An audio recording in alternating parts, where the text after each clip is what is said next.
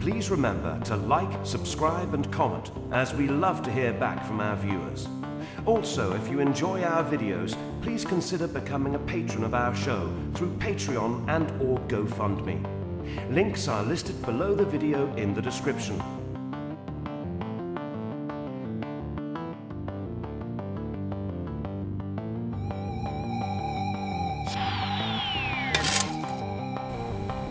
From the deepest, darkest recesses of Dangerous Nerds headquarters, Keith Moncrief and Gerry Kissell.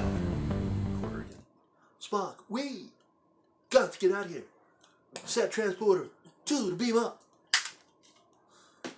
Hey guys, it's Keith. It's Gary. And it's Pop Culture Minefield.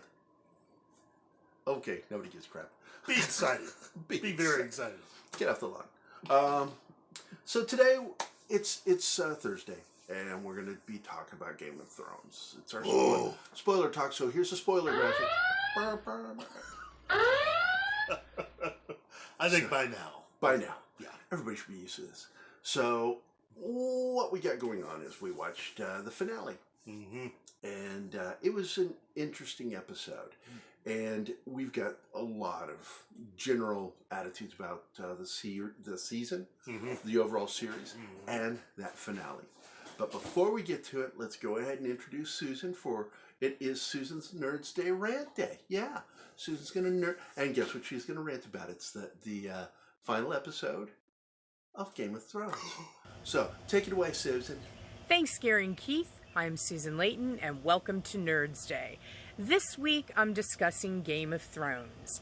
Yes, it's the show that's never ending, with the disappointing finale that even Bobby Ewing in a shower on Dallas wishes he can forget. What I'm interested in is the industry response to this controversial ending. Now, you would think it's Hollywood and everything is about nepotism and who you know, and mostly everybody pats everyone on the back. But this isn't the case. On Twitter, fans were coming out, obviously, and expressing their disappointment. One fan even asked if someone could explain Game of Thrones in one thread. Coming to her rescue, William Shatner.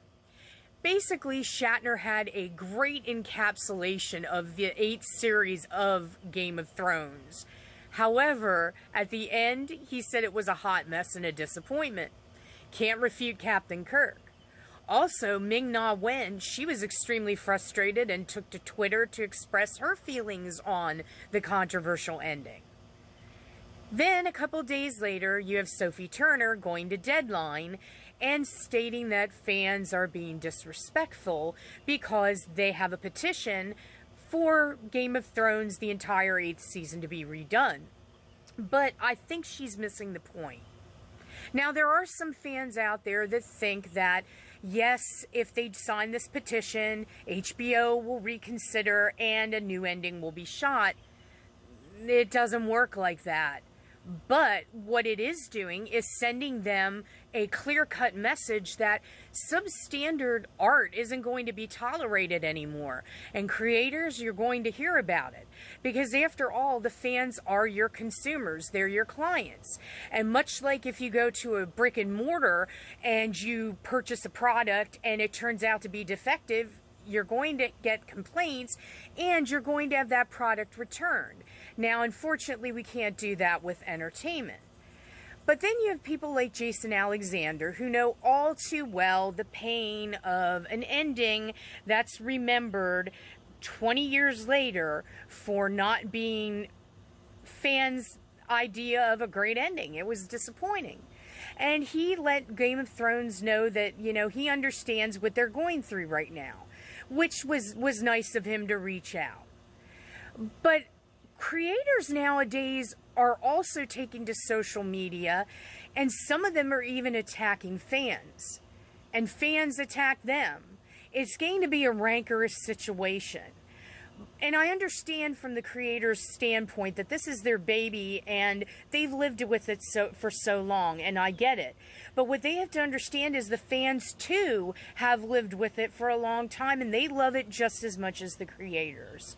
And I guess that begs the question, as much as I hate to ask it, why can't we all get along? But then you have to sit down and think, what went on in the writer's room at Game of Thrones? Did anybody have any questions about the ending? Did anybody say, well, maybe we can do it better? And furthermore, when you have a lackadaisical effort, and with this 8th season, and you have a Starbucks coffee cup in the middle of a period piece, I mean, have you phoned it in? You reap what you sow.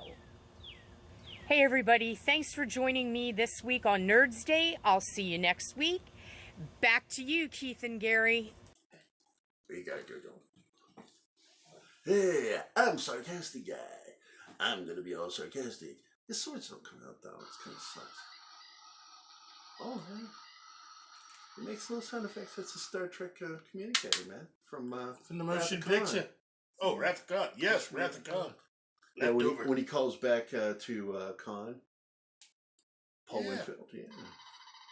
Yeah. Oh shit, we're on. Oh, sorry guys. So, all right. Thank you, Susan. As always, you're awesome on your rants, and we pretty much agree. Basically, first thing we're going to go over is some of the stuff that has come out after it, which is everybody knows about this 1 million people signed the petition for the remake of the season. And I'm laughing not because I don't appreciate their passion and I don't respect and understand their frustration. But I'm laughing because that ain't happening. In what world do you think that's going to happen? It's never going to happen. It won't happen. However, the smart people, most people know this, that even signed that petition, know that it won't happen.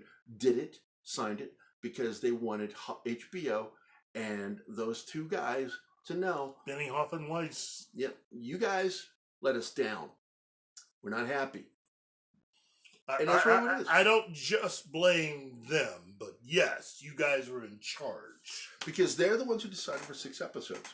Mm. HBO pushed for 10, and they decided 6. And it was a bad idea right from the start. Now, one of the things that I will criticize, not about the fan base, is because, look, man, the customers are never wrong. And this is a problem. We talked about it the other day. You can't keep doing this, Hollywood. You can't keep fan shaming and fan blaming. Yeah. You guys are making shitty shows, doing a shitty job, and then you get pissy when the fans aren't happy with what you're doing. And then you start using little, this is just so juvenile. Code words. Fanboy. Ooh, give me a break. Eat a bag of dicks, my friends. Eat a giant, choke to death on it if you want to. But I'd rather you not choke to death because I want you to keep your jobs, but stop being douche nozzles. So let's get down to it, which is this.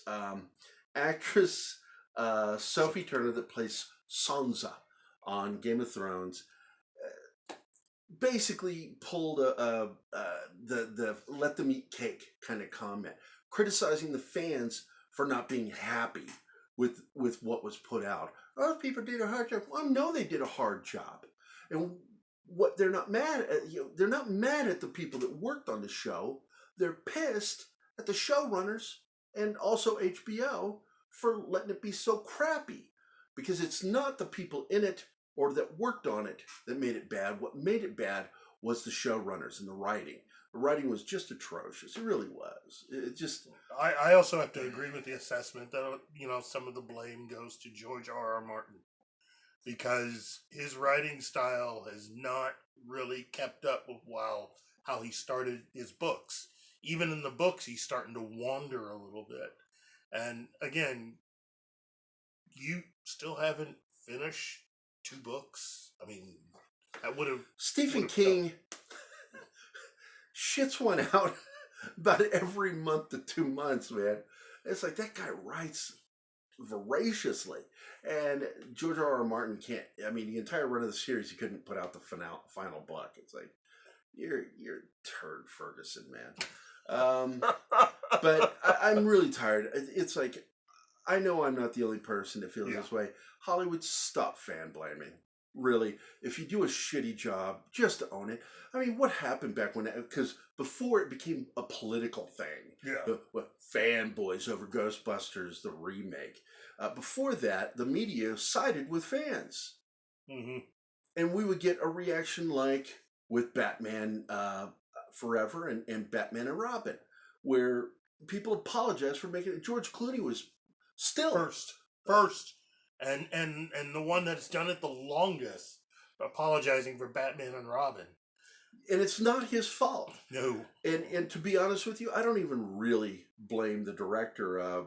Good director, I forget his name, did some really great dramatic films, including Phone Booth. Mm-hmm. But the guy was forced to make kid-friendly Batman. And but the problem with it is, I think I could have handled the kid-friendly. It was the gratuitous groin, butt, and nipple shots that just drove me crazy. It's like, you're just cheapening Batman with this. And he finally apologized. What was it, last year? Yeah. He finally stepped up and apologized. Like, thank you. That's been due for 20 years. About time. You really pissed off the fans. But that's the thing. They understood where they made a mistake and they apologized. That doesn't exist anymore. Now it's the fans' fault. If your show sucks, it's not the show's fault or the showrunner's fault. It's the fans. Right, Doctor Who? Chris Chibnall? You moron. Dexter? You fap-wapping turd Ferguson. I can't stand Chris Chibnall. The guy had one good show. One good season on one good show, which was Broadchurch. And the only reason that first season was really good and the following season sucked was because the first season was adapted directly from the book. Where have we heard that before? Yeah, does that sound familiar? When it's adapted straight from the book, it doesn't suck. But the minute they have to go off on their own, they can't write dialogue. Oh,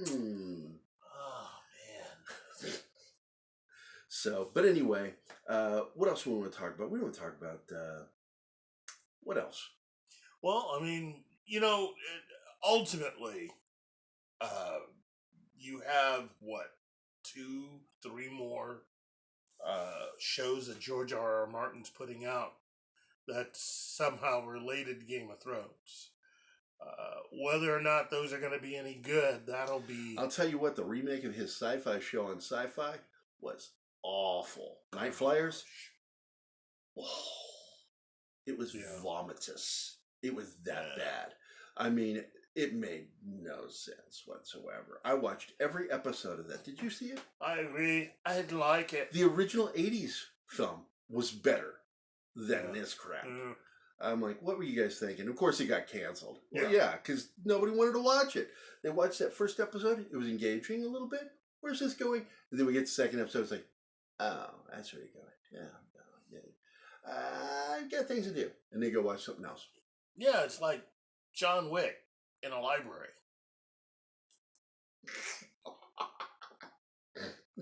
Yeah, if you've seen number 3, you know where I'm going with that one. That was actually a great scene. I can't say anything. That was a great scene. I mean, when he puts the book. Watch the movie. Watch it. And if you're kind of squeamish, when he gets to the library in the movie, just go to the bathroom or something and come back, because it's very violent. That's an understatement. It is so violent. Okay, there's a German word I like a lot that gets misused because of cars. Uber. It is uber violent. The real word Uber, not the car. I guess, the thing I really want to go after with the show is that it just got lazy. The whole doing 6 episodes was a dumb idea. I mean, they owed it to the fans, and anybody that this gets shared with, if you work on TV and you don't think you owe your fans something, you're mistaken. because if it weren't for your fans, you wouldn't be getting the money you're making. Yeah. So you do owe your fans for dedicating their time to watching your crap. Whether it's good crap or bad crap, I don't know. But I'm telling you, you owe it to them. I mean, people who've read my comic books and like them and come up to me and tell me that they like something I did always makes me happy. But it doesn't happen that very often. I mean, because I do mostly military stuff. And who reads military comics anymore? I've been trying to... Actually, I've got 2 publishers interested in 2 of my scripts right now. Wow. And so we're talking. We'll see what happens. Because they're fully already illustrated. I want to make sure that if I make the deal, it's worth my time. And I want to make sure it's going to reach the right audience. Because I want people that appreciate realistic stories about military or tactical stuff are going to be reading my comic book, not someone that likes Archie. Reggie and Jughead got guns. And Archie's a pacifist. We'll see how that works. And Sabrina, she's no longer just a witch, she's a Satanist witch. Praise Satan. What a dumb show. It's like, what is this, the 70s? Yes. We know the difference between Satanists and witches. Since the 70s, we learned. We watched enough movies. We're a lot more savvy. But the showrunners on Sabrina are back in the 70s, and they think that you can mix them and not have a problem. And I loved it when the Church of Satan sued them. I'm like, yeah, go for it, because they're stupid. And I have a lot of friends that like that show, and I don't understand why. I really don't. They got some droopy-eyed bitch playing Sabrina. It looks like her eyes are going to fall off her face. It's like her eyes hate being there. In the interest of full disclosure, I have enjoyed the Sabrina series, but I just it's Berlanti adjacent. It is. It really is. I've really, since you brought his name up into my matrix, it's now in my brain. I watch for the stuff, and I recognize immediately when I see something that he clearly wrote. Yeah. And it's like, he is the most virtue-signaling, shitty writer. It's like, he thinks that the virtue signaling makes him a good writer. Really, no, it's not. Telling a good story and conveying an emotion, conveying it. And that's where the person watching feels it. Mm-hmm. You don't have to. That's the sign of a good you don't writer. have to mark it every single time. Yeah, if you're telling and showing the audience that they should feel something like on Star Trek Discovery, we're going to show the character cry. That way the audience knows they're supposed to cry too. It's like, they're supposed to share emotions. Look, man, I'm a dad. I learned not to cry when my daughter cries. So that shit doesn't work on me. It doesn't. You too, I bet, right? Yeah, your daughters are going to cry. They're going to get upset about stuff, and you have to remain stoic and calm. And also, those assholes out there that don't like stoicism can eat a bag of dicks too. Stoicism is a real philosophy. Read up on it. From Roman history, it is a real philosophy. As much as any other philosophy, Stoicism is a real thing, and it has a purpose. There's a purpose behind it. And it allows you to get through hard times. When things are really difficult, Stoicism helps, right? Yes, it does. Amen. Big old multicolored bag of dicks. Yes. I got beige. I got indigo. So, and John Wick is a stoic character. Yeah. He's just chock full of stoicism. And they're my favorite characters because a good stoic character still is able to express. You can still sense it by their behavior of what they're thinking. Mm-hmm. And that is when you know you've got a good actor. And he has made a career off of that because he's not one of those expressive actors. He's a very withdrawn, holding back kind of actor. Mm-hmm. And people make fun of him for that, but I love Keanu Reeves. I've loved him since day one in the 80s when I first saw him. I'm like, who is this guy? River's Edge. Good movie. Check yeah, it out. It was. It's got that crazy guy in it from Back to the Future. The dad that got fired. Yeah, Got kicked off David Letterman. Yeah. I met him at a party once. Yeah. I met him at a party. What is his name? He played Willard in the remake. Donald Glover. Donald Glover. Oh my God, sweetest guy. He was really sweet. But my God, was he weird. He came there with his girlfriend, and I think they're married now, but she was a mortician. That was what she did for a living. And she was totally goth at this party. And I only went there because of a friend. And I'm like hobnobbing with a few people, and then I just kind of like, I have a tendency of wandering to a wall so I can like hide. And there is Glover and his girlfriend, and they're over there hiding, and they're just talking. So I ended up in a conversation with those two. And really sweet people, but boy, are they both weird. Well, that's a good thing, because they're both weird people who found each other. Yes, and that's important. Like, my girlfriend is super weird, and I like that because I'm super weird. And but anyway, do we have anything else that we need to talk about? Not instead really. of rambling. This afternoon, the movie trailer is dropping for what do you call it? Terminator. Dark Fate. So Watch it. Hey man, watch it. I'm going to be doing my review after it drops, so keep an eye out for that. That's right. And make sure you click the subscribe and like button. And also, thanks again, Susan, for a great episode. We really appreciate it. We love you. You're the best. Yes. And with that, guys, that's Keith. That's Gerry.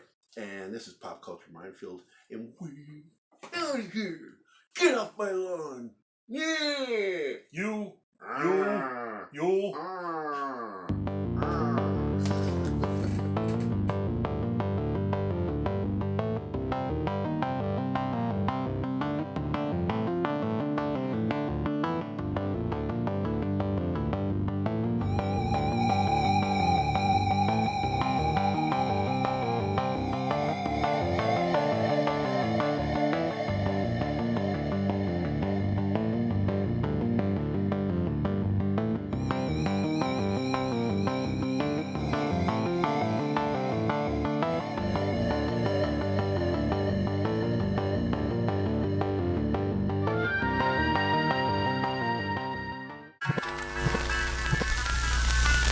Y'all come back now. You hear?